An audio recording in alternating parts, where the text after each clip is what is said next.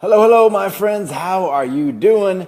My name's Adam Shibley, and this is the Transformed Livecast. I go live every Thursday at high noon Eastern Time, and I try to drop a little transformation education.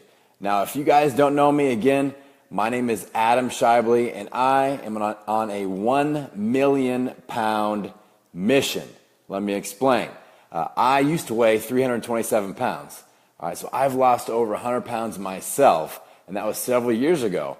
And I got inspired by that. I was already in the fitness industry at that time, but I was more working with athletes and strongman competitors and things like that. And after losing the weight, I got inspired to help others do the same because it changed my life so much.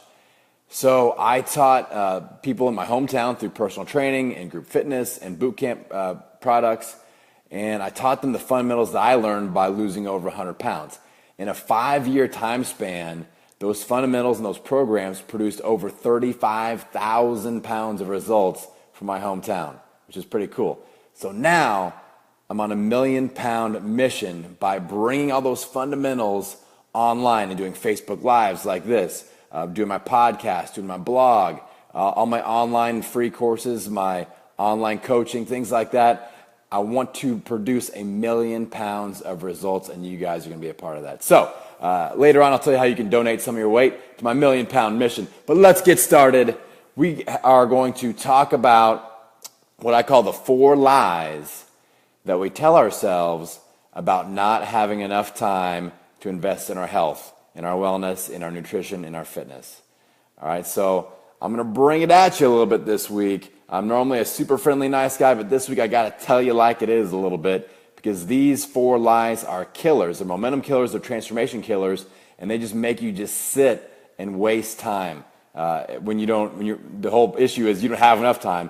You don't realize you're actually wasting time. You're wasting an opportunity, and you're wasting your life, all right, by just sitting and not taking action and making these excuses. So the first lie that we tell ourselves about not having enough time to invest in our health and wellness is, if I can't give it my all, it's not worth doing at all. So this is the perfectionism trap that we fall into, where if it's not all perfect, if it's not all aligned, the stars aren't all aligned, what's the point? I'm not going to do it at all. So a lot of times, a good example would be somebody's doing a boot camp program or an 8-week transformation thing or whatever, and halfway into it or 3 weeks into it, they realize that they just got really busy with their schedule, or some sort of life curveball happened, or a business trip was scheduled that they didn't realize, and it's not perfect anymore, so they decide to quit instead. And that is just, it's just a straight up lie that we tell ourselves. It's an excuse that we make to get out of the situation. So what you have to think of instead, the mindset shift I want you to make is, I may not be able to be at my best right now, but I can still do my best. So even when I can't be at my best, I can still do my best. So what's the best that you can do? Yeah, I'm super busy. I'm working 70 or 80 hours a week. What's the best that I can do with that? All right, so that is the first lie, and that's the mindset shift that I want you to make around that. The second lie, kind of tag teaming into what I just said, is my career doesn't allow time for my food and my fitness. I'm just working so daggone much. I just don't have time to work out. I don't have time to think about food. I don't have time to eat healthy food. So that's lie number 2. And I fell victim to this a few years ago when I first launched my program. I told you about all the success we had. Well, things were really cranking along, and I'm working 60, 70, 80 hours, not sleeping enough, and kind of living off protein shakes, which protein shakes are cool and all, but if that's all that you eat because that's all you have time to eat and you're just slamming them down, going next client, next class, next program, it's not going to nutritionally sustain you for long. So after the 3rd time that my job put me in the hospital in the emergency room from anxiety attacks, passing out, fainting from not sleeping enough, all that kind of good stuff, I finally wised up and started taking control of my situation. So what you have to realize is that with your career, that involves a choice. So you can't lay the blame on your career path, because you chose that. Whether it's a job, a career, an occupation, whatever you want to call it, you made decisions that led to you being involved in that. So whether it was a great opportunity and you jumped on it, or you just needed some money and that was the only thing available. You still chose to do that. So you can't lay the blame on your career and just use that as an out, like, oh, my job just keeps me too busy. Can't do it. It's the job's fault. So you made a decision. So you have to take ownership over that and say, all right, I made this choice, and there's still some choices that I can make. If you own a business like I do, I had to learn how to delegate. I had to learn how to take days off. I set goals now every year on how many days off I'm going to take where I do no business thinking, no business work at all, and that has helped me tremendously. All right. If you are working for someone else, then you can ask your higher ups, your boss, your supervisor, your employer, about getting some more time, freeing you up a little bit. You can look to delegate. You can look to pass things off, add in some teamwork. You can also start over. That's a choice. You can start over. Like sometimes, if your health comes down to it, like with mine, I had to make a serious choice of, all right, my job and my work hours and my work schedule keep putting me in the hospital. Something's got to give. And I don't want it to be me dying. Right? That wasn't the option that I wanted to go. And you can't just put the blindfold on and hope that that doesn't happen, because if you're going down that path, that's what's going to happen. So you have to make a choice. I had to make a tough choice I had to let some things go. I had to reformulate my work schedule. With you, it might be your career path. Maybe your career path isn't making you happy anymore, and you have to just completely just shift gears and change to something else. So don't forget that you have that choice as well. Now, let's say that you're down. You're like, all right, cool, I can make some changes and things, but it's going to be a gradual process. We're not going to be able to take you from 80 hours a week to 40 hours a week. So my advice in this situation is, again, do the best that you can do with what your schedule allows. You absolutely cannot compare yourself to your friend that works 40 hours a week. All right, if you're working 80 and they're working 40, you're not going to be able to keep pace with them as far as the amount of time you invest in your nutrition planning and your workouts and things like that. But maybe you can find like a lunch hour where you and some friends from work can sneak off and play basketball for 30 minutes. Cool, do that. Do it every week. You can only eat maybe twice a day. All right, eat healthy twice a day. Do the best that you can do as you build momentum and free up more time.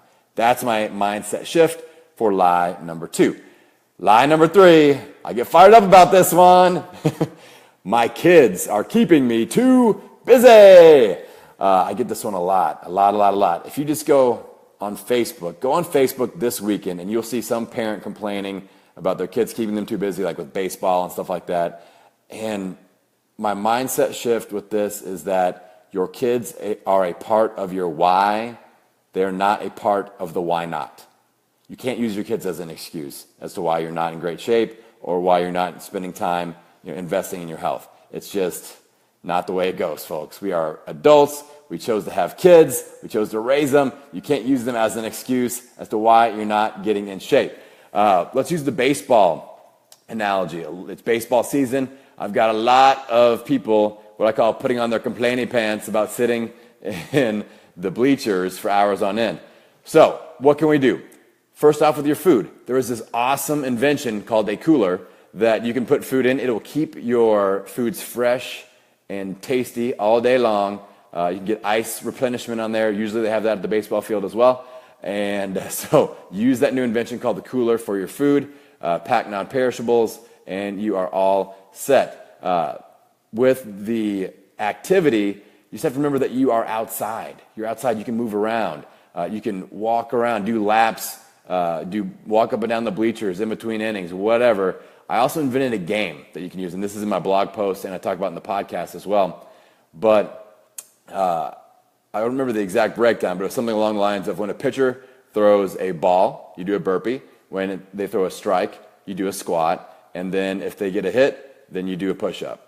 All right, you get some like-minded parents together, and you go down the corner and you do the workout, the baseball diamond workout that I just invented. So it is possible if we just sit there and feel sorry for ourselves. We can eat clean. We can be active. And again, you can't hold yourself to that it's not perfect scenario, right? I hear that a lot. Oh, I can't get my normal workouts in. I'm going to be at the baseball field all day. All right, do the best that you can with what you got. Cool.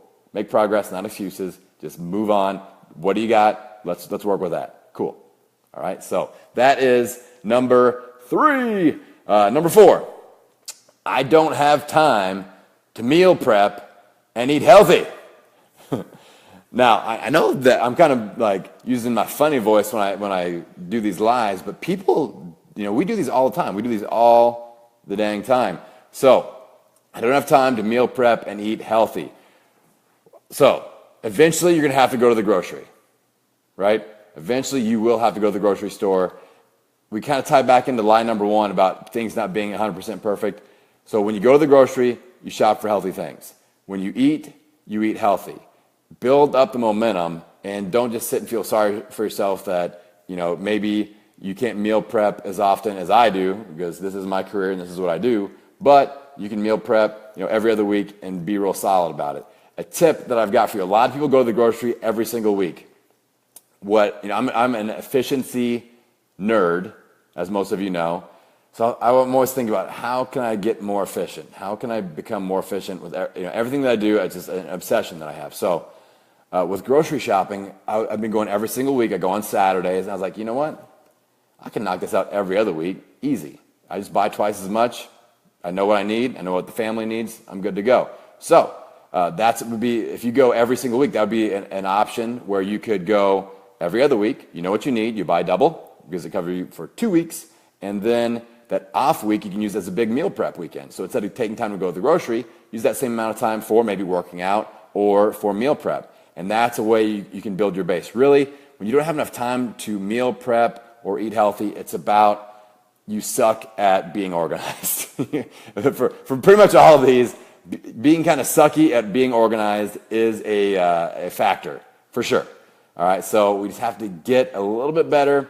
We can't, again, whine about, I've got to take 20 minutes to put a plan together. I don't even have 20 minutes. If you don't have 20 minutes to put a plan together, then you're the type of person that is exactly in need of putting a plan together.